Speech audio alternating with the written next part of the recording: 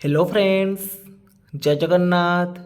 तो आज भिडियो आम डिस्कसन करवा ओटीएटी परीक्षा 2025 जोटि कि आपण मानकर डिसेम्बर 17 माने आजिका डेट्रे जो एग्जाम होता ओटीएटी पेपर 1 ओडिया एवं इंग्लिश ऑन ऑफिशियल आंसर की।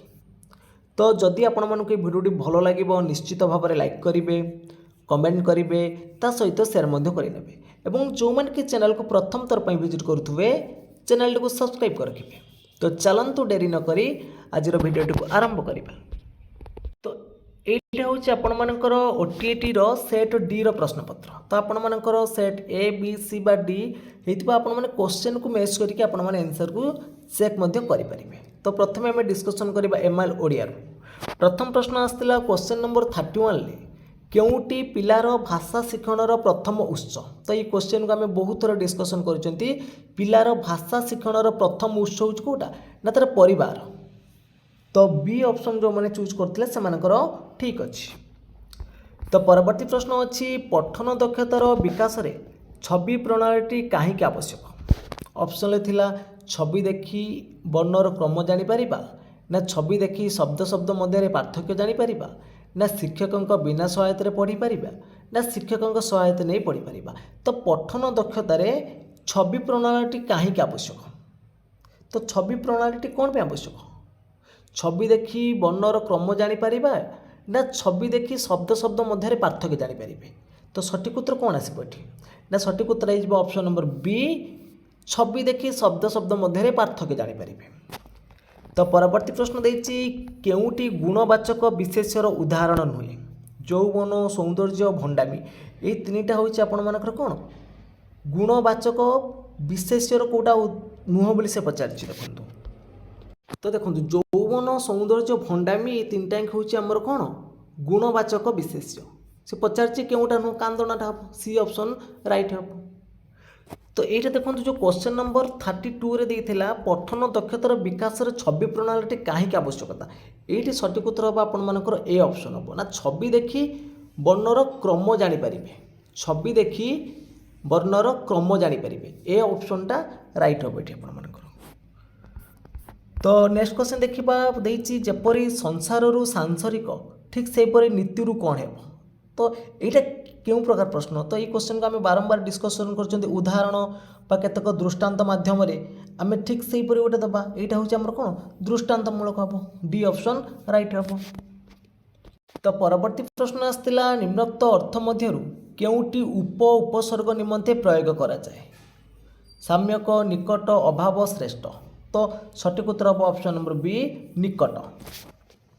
तो नेक्स्ट क्वेश्चन आसाला क्वेश्चन नंबर 36 ब्रूयुक्त अन्न ये कृदंत पदटी निम्नोक्त मध्य बाछा ब्रूयुक्त अन्न कौन हम ना ब्रूयुक्त अन्न हूँ वरण ए ऑप्शन राइट हम। तो परवर्ती प्रश्न आसाला क्वेश्चन नंबर 37 केउटी अनुरागर विपरीत अर्थबोधक शब्द अनुरागर विपरीत शब्द अनुरागर विराग हम डी ऑप्शन राइट हम। तो परवर्ती प्रश्न अच्छी केउटी पद्म शब्दर प्रतिशब्द नुहे पद्मर प्रतिशब्द नुहे। तो पद्मर प्रतिशब्द नुह सरित डी ऑप्शन राइट हम। परवर्ती प्रश्न अच्छी केउटी गद्य शिक्षादान शिक्षण प्रक्रिया निमंते जरूरी। तो गद्य केउटा आवश्यक अच्छी। तो क्वेश्चन नंबर 39 सठिक उत्तर कौन आसो देखु केउटी गद्य शिक्षादान शिक्षण प्रक्रिया निमंते जरूरी। तो रसानुशीलन हेनी भावानुशीलन ये सब रही आपर सठिक उत्तर आसो ऑप्शन नंबर डी शब्दार्थ बोध आउ शब्दानुशीलन 39 सठिक उत्तर आसो कौन ना ऑप्शन नंबर डी आसो। तो परवर्ती प्रश्न अच्छी निम्नोक्त मध्य शिक्षार्थीर पठन दक्षता वृद्धि निमंते क्यों क्रमटी ठीक हम क्यों क्रमटी ठीक हम। क्वेश्चन नंबर 40 सठिक उत्तर कौन आसो। तो क्वेश्चन नंबर 40 सठिक उत्तर कौन आसो ना प्रथम आसो आपर छवि पठन तापर अक्षर पठन वाक्य पठन अनुच्छेद पठन ए ऑप्शन जो मैंने चूज कर ठीक अच्छे से। तो परवर्ती प्रश्न देती काम कर नचेत दंड पाइब रेखांकित पदटी की प्रकार अवय। देखो ये संयोजक हेनी आपण नचेत अथवा किंतु परंतु ये सब आप नचेत रोच कौन निषेधार्थक हम ए ऑप्शन राइट हम। परवर्ती प्रश्न देइछि शरीर युक्त इक हला शारीरिक एथिरे इक प्रत्ययटी केउ अर्थरे व्यवहृत होइछि तो संबंध अर्थरे हबो ए ऑप्शन राइट हबो। तो परवर्ती प्रश्न आछि अतिरिक्त साहित्य शिक्षादान शिक्षणर मूल्यांकन क्षेत्र में केउ प्रकार प्रश्न पचार जाए नाही। अतिरिक्त साहित्य शिक्षादान शिक्षण मूल्यांकन क्षेत्र में केउ प्रकार प्रश्न पचार जाए नहीं। शब्द को व्यवहार कर वाक्य गठन ना सारागत संबलित नीतिबाणी संबलित मूल्यभूत संबलित तो सठिक उत्तर आसब ऑप्शन नंबर ए आसब। परवर्ती प्रश्न देइछि केउटी संयोजक अवय संयोजक अवय कोटा ओ एवं जानिथिबो एवं टा होछि संयोजक ए ऑप्शन राइट हबो। तो परवर्ती प्रश्न देइछि भाषा शिक्षार 4 स्तंभ मध्यरु केउ शिक्षा को चतुर्थ स्तंभ बोली कहजिबो तो प्रथमे श्रवण तापर कथन तो पठन लिखन आसीबो बी ऑप्शन राइट हबो। तो परवर्ती प्रश्न अछि सृजनात्मक लिखन दक्षतार विकास निमंत केउटा यथार्थ सृजनात्मकटा होछि कोन ना चित्र देखि गप लिखिबा ए ऑप्शन राइट हबो। तो नेक्स्ट क्वेश्चन देइछि शुद्ध रूपटी बाछ कोटा ठीक अछि शुद्ध शब्द कोटा ठीक आसीबो साहित्यिक एठी बी ऑप्शन राइट हबो। परवर्ती प्रश्न आसला अलसुआर बारबाटी चाष एई रूढ़ीर अर्थ कौन अलसुआर बारबाटी चाष माने एटा होछि आपण मानकर कोन वाक्य वीर। तो परवर्ती प्रश्न देखंतु आपण मानकर अछि कोन ना पद्यर अनुच्छेद तो देइछि सागर बेलाभूमिर बालुका राशि को कवि कहा सहित तुलना करिसेंती बालुका राशि को ज्ञान रेणु सहित तुलना करचंती सी ऑप्शन राइट हबो। केउ दीप जଳି उठी सारा सृष्टि को सुंदर करी गढ़ी तोली थाए तो केउ दीप जଳି उठी सारा सृष्टि को सुंदर गढ़ी तोली थाए एटा होछि कोन ना आशार दीप सी ऑप्शन राइट हबो। तो परवर्ती प्रश्न अछि कहार आगमन और पदचिह्न और स्वरूप को केही देखि पारंते नाही बोली कवि कहिसेंती तो क्वेश्चन नंबर 51 सठिक उत्तर आसीब ऑप्शन नंबर बी मरणर। परवर्ती प्रश्न अछि मृत्यु मनुष्य निकट को किपरि आसे बोली कवि कहिसेंती तो लुचि लुचि आसे डी ऑप्शन राइट हबो। नेक्स्ट क्वेश्चन अछि ए सृष्टि रे रजनी दिवस सम की प्रकार खेल अविरत लागि रहिछि ए सृष्टि रे जन्म और मृत्यु खेल ए ऑप्शन राइट हबो। परवर्ती प्रश्न थिला व्यक्तिर व्यक्तित्व काहेकि बाधा प्राप्त होइछि ना स्वार्थ केन्द्र और अर्थ लालसा पाई ए ऑप्शन राइट हबो। जीवन नरकतुल्य होई जाए काहेकि 55 नंबर पचार थिला जीवन नरकतुल्य होई जाए काहेकि ना जीवन रे शांति नथिले बी ऑप्शन राइट हबो।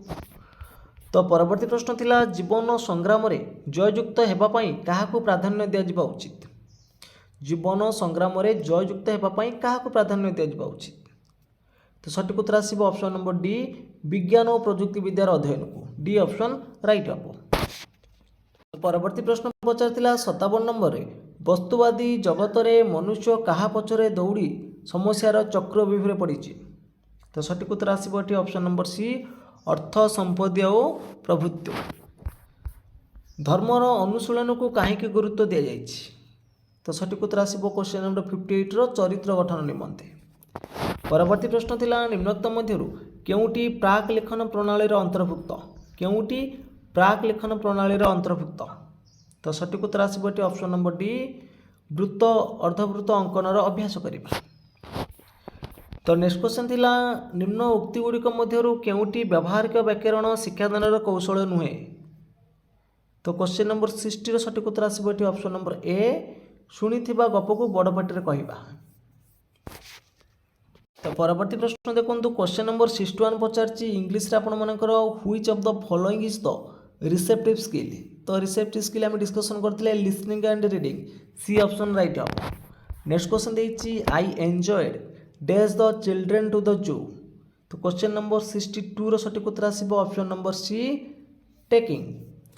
परवर्ती प्रश्न देइथिला the initial activity in composition is तो इनिशियल एक्टिविटीज कोन ना gathering ideas B option right हबो। परवर्ती प्रश्न आसला which of the following is hardly focused in teaching poetry तो क्वेश्चन नंबर 64 सठिक उत्तर कोन आसीबो which of the following is hardly focused in teaching poetry. तो सठिक उत्तर आसिबो option number A accuracy in language. परवर्ती प्रश्न आसला the hotel dash many years ago. तो यहाँ पास्ट टेंस अच्छी तो आसब कौन ना the hotel dash many years ago. तो सॉरी क्वेश्चन नंबर 69 एटा हेगला हम देखिबा 65 देखिबा 65 रे पचार दिला Sangeeta is very good dash mathematics. देखो गुड पाखे आपण मानकर सब बेले फिक्स प्रिपोजिशन एट रे व्यवहार करा जिवो एठी बी ऑप्शन राइट हबो। तो नेक्स्ट क्वेश्चन देछि इट वाज डैश यूनिक। ये देखो आर्टिकल क्वेश्चन अच्छी आपर यूनिक।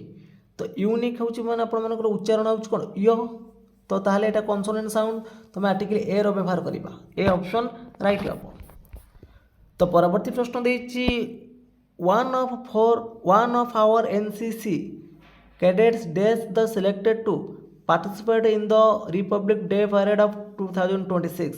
तो वन ऑफ आवर देखो वन ऑफ पर सब बेले देखो आपण मन नाउनटा आसब कौन प्लूराल किंतु भर बसब ये कौन ना सिंगुलर बसब।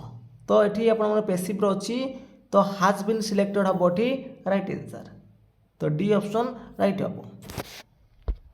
तो परवर्ती प्रश्न अच्छी it has been raining dash 2 o'clock। तो ये देखो 2 o'clock देछि क्वेश्चन नंबर 68 सठिक उत्तर कौन आसब it has been raining dash 2 o'clock माने दीटा ठार आपण मन वर्षा ही आसुची 2 o'clock तामाने एटी सीन्स रे व्यवहार हबो बी ऑप्शन राइट हबो। परवर्ती प्रश्न आस्तिला 69 ले the hotel dash many year ago. एटा होची आपण मन देखंतु एगो देइची ताने वर्ब सेकंड फॉर्म यूज हबो was closed C option right हबो। तो नेक्स्ट क्वेश्चन देइची teaching punctuation comes under dash skill. Punctuation ता आपण मनकर को स्किल ले आसुची ना राइटिंग रे आसुची सी ऑप्शन राइट हबो। तो नेक्स्ट क्वेश्चन देइछि ए जो कबोर्ड रे को वाटाटी प्रोनाउंसिएशन होउनी को लेटरटाटी प्रोनाउंसिएशन होउनी कबोर्ड कबोर्ड ता माने पी टा होउनी बी ऑप्शन राइट हबो। परवर्ती प्रश्न देइछि according to Chomsky every human child is gifted with dash. ना चम्स्की होउछन आपण मन जानथिबे language acquisition device C option right हबो। नेक्स्ट क्वेश्चन आस्तिला English is the link language in India because of it is कौन आसब ना मल्टीलिंगुअल एंड मल्टीकल्चरल सेटिंग। तो ये क्वेश्चन को आम बहुत थोड़ा डिस्कसन कर। नेक्स्ट क्वेश्चन आपंकर क्वेश्चन नंबर 74 और 78 पैसेज अच्छी ऑल लिविंग थिंग्स पैसेज आम देखा क्वेश्चन देछि which is not a water source for smaller desert animal. तो सठिक उत्तर आसब ऑप्शन नंबर सी कैमेल मिल्कटा। नेक्स्ट क्वेश्चन देछि which one of the following word means preserve. तो सठिक उत्तर आसब ये ऑप्शन नंबर बी रिटेन। तो परवर्ती प्रश्न देखो क्वेश्चन नंबर 76। तो ये प्रश्न सठिक उत्तर कौन आसब दे ये कौन रेफर करुच्ची ना स्मॉलर डेजर्ट एनिमल्स को। तो 77 देखो 77 सठिक उत्तर कौन आसब which is not a way for any animal to survive in a desert. तो सठिक उत्तर हो ऑप्शन नंबर सी एठी स्लीप फॉर मंथ्स टुगेदर। तो नेक्स्ट क्वेश्चन देछि which is not caused by sweating 78 रो सठिक उत्तर आसीबो कोन ना option number A heating the body. Next question देछि India is dash country. India होछि हमर गोटे कोन ना multilingual country A option right हबो। तो परवर्ती प्रश्न आसला क्वेश्चन नंबर 80 देखंतु which method prohibited the use of mother tongue in teaching learning English. तो क्वेश्चन नंबर 80 रो सठिक उत्तर आसीबो एटी option number B direct method. Next question देछि if man had wings he dash fly. If man had wings he dash fly. तो सठिक उत्तर आसीबो option number C he would fly. तो परवर्ती प्रश्न देखो पैसेज आपर अच्छी 82 to 86। देखो 82 रे आपण मानकर कौन प्रश्न अच्छी देखिए the word opposite in meaning of adequate तार अपोजिट हूँ कौन इनएडिक्वेट सी ऑप्शन राइट हम। तो परवर्ती प्रश्न देछि ट्रीज प्रोवाइड ह्यूमन बीइंग्स कौन ना shade and oxygen C option right हम। नेक्स्ट क्वेश्चन देखो नेक्स्ट क्वेश्चन राइट आंसर हूँ कौन डिफ्लेक्शन तो पैसेज मीनिंग हूँ कौन रिडक्शन। तो परवर्ती प्रश्न देछि planting tree in large number would prevent death of the soil. तो सठिक उत्तर आसब ऑप्शन नंबर सी इरोजन। तो परवर्ती प्रश्न देछि in the last decade men cut down trees in order to. तो सठिक उत्तर ये हम ऑप्शन नंबर कौन आसब तो the last decade men cut down trees in order to कौन ना बिल्ड हाउसेस हम सी ऑप्शन राइट हम। तो नेक्स्ट क्वेश्चन देखिए देखो नेक्स्ट क्वेश्चन राइट आंसर हम कौन ये हरी of you are waiting for you A option right हम। परवर्ती प्रश्न देछि my friend bought a dash car. ये देखो एडजेक्टिव ऑर्डर क्वेश्चन अच्छी। तो प्रथम आपण मन ओपिनियन आसब ब्यूटीफुल तापर आसब देखो beautiful colour beautiful yellow black spots D option right हम। तो परवर्ती प्रश्न देछि dash is a not a sub skill of reading कौटा रीडिंग रोड सब स्किल नुह एटा नोट टेकिंग करबा एटा होछ कहार ना राइटिंग रो डी ऑप्शन एटी राइट हम। तो नेक्स्ट क्वेश्चन थिला dash is very necessary before reviewing a book. तो गोटे रिव्यू को गोटे बुक को आम रिव्यू करने पूर्व आम इंटेंसिव रीडिंग करवा यहाँ हूँ नेसेसरी हम ए ऑप्शन राइट हम। तो फ्रेंड्स आज वीडियो आम डिस्कसन कले ओडिया एवं इंग्लिश। तो आपर 60 रू टोटाल केते मार्क रोचे निश्चित भाव में कमेंट बॉक्स माध्यम जनइबे। जदि आपको वीडियो भल लगी लाइक करेंगे कमेंट करेंगे ता सहित सेयार करने। तो फ्रेंड्स आज मैं एतिकी जय जगन्नाथ जय हिंद।